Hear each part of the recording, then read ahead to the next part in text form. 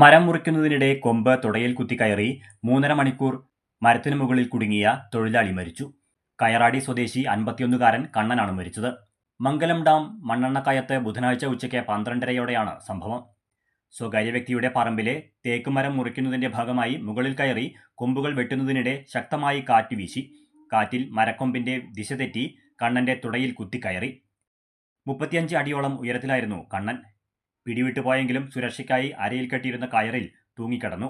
തുടർന്ന് കണ്ണൻ കയറിൽ പിടിച്ച് മരക്കൊമ്പിൽ കയറിയിരുന്നെങ്കിലും രക്തം വാർന്നു പോകുന്നുണ്ടായിരുന്നു.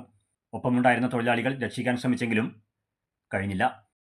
തുടർന്ന് വടക്കഞ്ചേരി അഗ്നിരക്ഷാസേനയും ഡോക്ടറെയും കൂട്ടി മംഗലം ഡാം പോലീസും വനപാലകരും സ്ഥലത്തെത്തി. സംഭവസ്ഥലം പ്രധാന റോഡിൽ നിന്നും ഉള്ളിലായി കുത്തനെയുള്ള കുന്നിൻ പ്രദേശത്തായിരുന്നതിനാൽ എത്തിപ്പെടാനും പ്രയാസപ്പെട്ടു. ഇതിനിടെ കണ്ണന്റെ ബോധം നഷ്ടപ്പെട്ടിരുന്നു. 4 മണിയോടെയാണ് കണ്ണനെ താഴെ ഇറക്കാനായത്. എന്നാൽ അപ്പോഴേക്കും കണ്ണൻ മരിച്ചിരുന്നു.